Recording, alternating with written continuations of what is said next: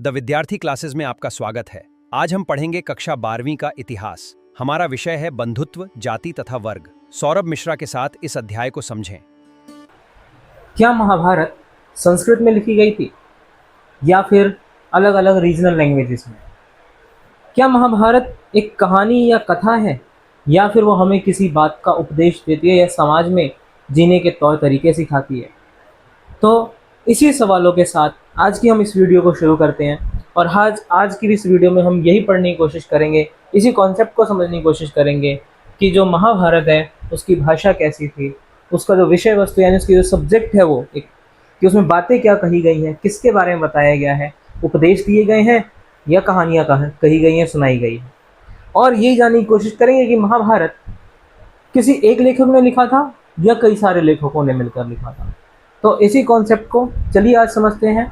मैं हूं सौरभ मिश्रा, फिर से आपका स्वागत है हमारे इस चैनल पे द विद्यार्थी क्लासेस। तो चलिए आज का हमारा जो पहला टॉपिक है वो है भाषा एवं विषय वस्तु। ये जो महाभारत है उसकी भाषा क्या थी या उसका जो विषय है वो क्या था, यानी वो बात किसके बारे में करता है, समाज के बनाए गए नियम कानून या रीति रिवाजों की बात करता है या बस हमें एक परिवार या युद्ध की कहानी सुनाता है। इसी चीज़ को हम डिकोड करने अब आगे जा रहे हैं। तो सबसे पहले हम देखें, अगर जो भाषा की बात करें तो हम ये देखने को मिलता है कि जो संस्कृत में ही महाभारत को लिखा गया, यानी जो महाभारत की जो मेन भाषा है वो है संस्कृत।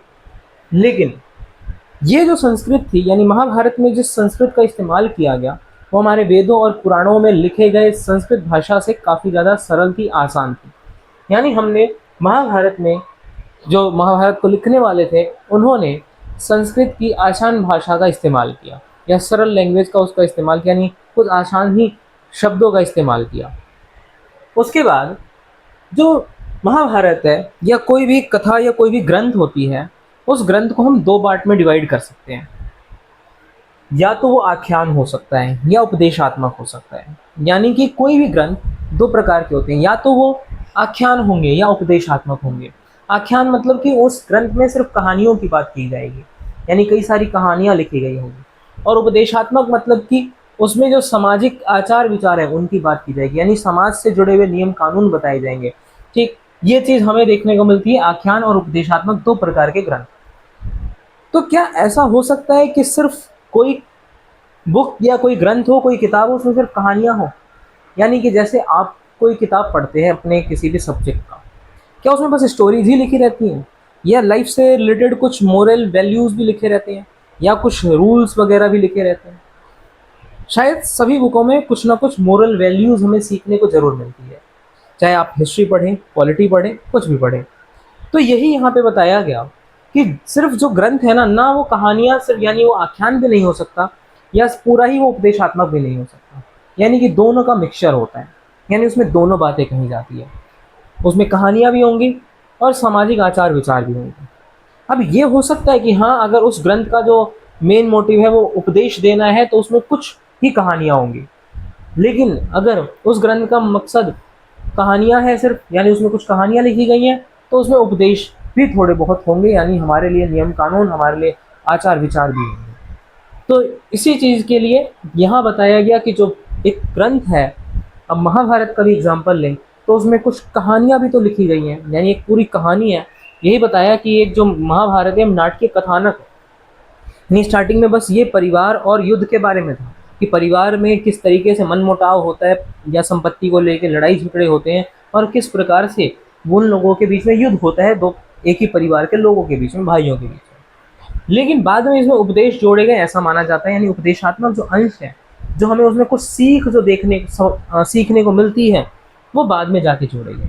ठीक, और संस्कृत परंपरा के अकॉर्डिंग हमने महाभारत को क्या माना है, एक इतिहास माना है कि ये हमारे एक इतिहास का पार्ट है। ठीक, जैसे ग्रंथ है, ये ग्रंथ कहते हैं कुछ लोग या कुछ, तो वैसे महाभारत को अगर हम चीज़ों से देखें या इसके कॉन्सेप्ट्स को देखें तो हमने क्या माना है, इसको एक इतिहास माना है, इतिहास का हिस्सा माना है कि महाभारत हमारे लिए एक इतिहास का हिस्सा है। उसके बाद यहाँ पर और क्या बताया है कि महाभारत में एक क्वेश्चन हमारे लिए दिया गया कि महाभारत में सिर्फ कुछ कहानियाँ दी गई हैं कि बस युद्ध को याद रखने के लिए, क्या कि जो युद्ध हुए उसको याद रखा जा सके, या फिर उसमें जो इतिहासकार है उसमें कुछ उपदेश वगैरह भी समझाने की हमें कोशिश करते हैं कि हाँ हमें क्या क्या चीज़ें या क्या क्या सबक सीखने को मिलती हैं। ये आप ज़रूर सोच सकते हैं। तो इसी बात के लिए यानी कि इसमें बहुत सारे हमें ये तो चीज़ें समझ में आई कि यहाँ पर युद्ध हुआ, यानी युद्ध के तो बहुत सबूत या इसमें तो देखने को मिलते हैं, लेकिन रियलिटी में क्या युद्ध हुआ था, ये भी सवाल सामने आता है कि क्या सच में यहाँ पर युद्ध वगैरह इस तरीके कुछ हुआ भी रहा हो। तो ये प्रश्न चिन्ह है, यानी कि अभी तक कोई ऐसा हमें प्रूफ नहीं मिला है। हाँ, इससे जुड़े हुए यानी महाभारत से जुड़े हुए जो नाम थे शहरों के, जगहों के, वो नाम जरूर देखने को मिलते हैं, यानी वो शहर आज भी हमें देखने को मिलते हैं, लेकिन क्या सच में ये वही शहर थे या बस एक कोइंसिडेंस है, ये सवाल है। ठीक है, महाभारत के क्या लेखक एक थे या कई सारे थे, इसी सवाल को हम आगे जानते हैं।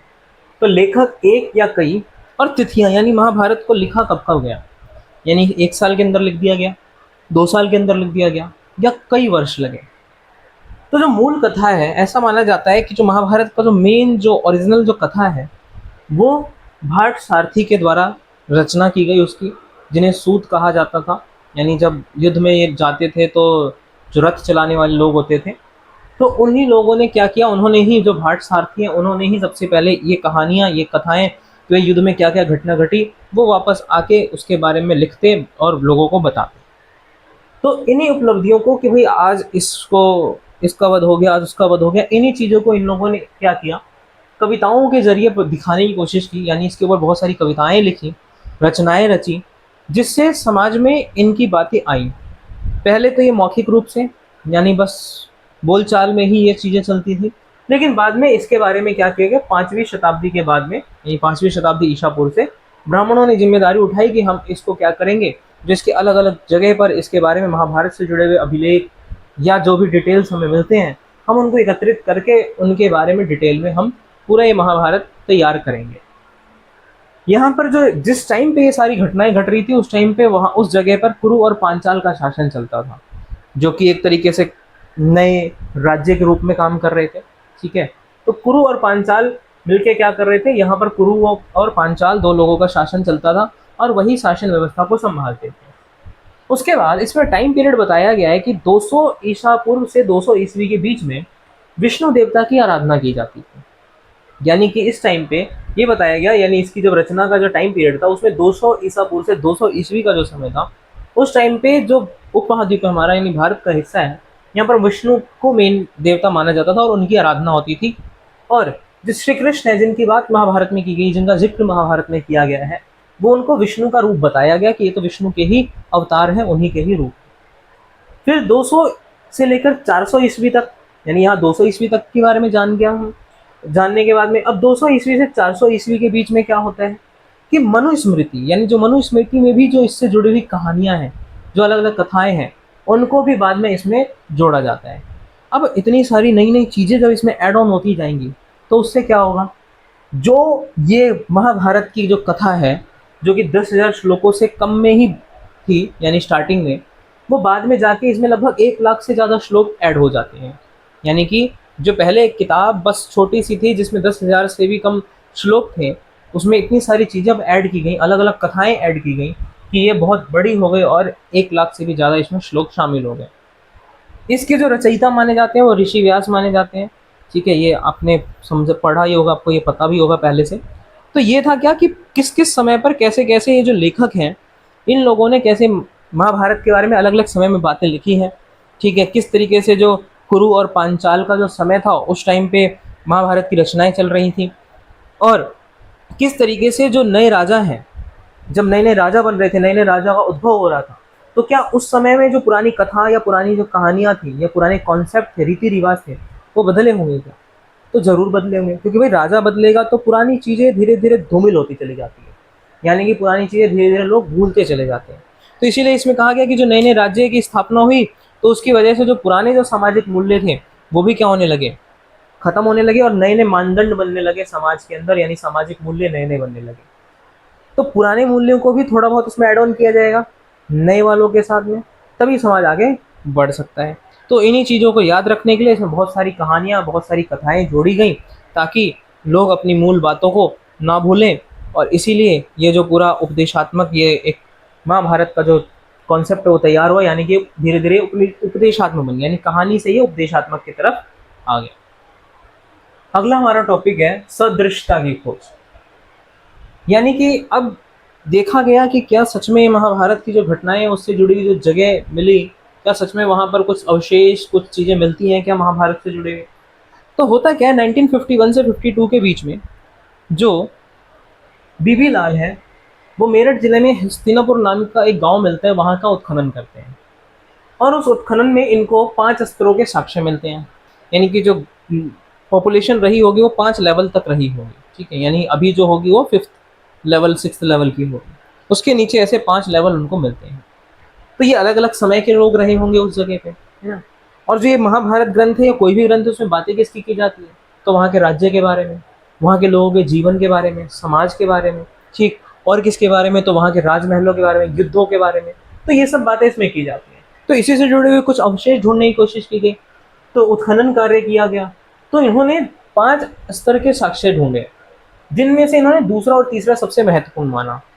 क्यों? क्योंकि 12वीं और जो 7वां यानी 12th से लेकर जो 7th शताब्दी ईसा पूर्व था, 12वीं से 7वीं शताब्दी ईसा पूर्व का समय था, उसमें उनके जो घर मिलते हैं, यानी घर के अवशेष मिलते हैं, वो मिलते हैं जो कि मिट्टी की दीवारें बनी थी, या फिर कहीं कहीं पे बस कच्ची मिट्टी की दीवार बना दी गई हो, ठीक है। और यही अवशेष वहाँ उनको मिले, या कहीं कहीं पे सरकंडे से घर बनाया गया, उसके ऊपर मिट्टी का प्लास्टर किया गया। तो इस तरीके के इनको यहाँ पर हस्तिनापुर नाम की जगह पे क्या मिलते हैं, अवशेष मिलते हैं।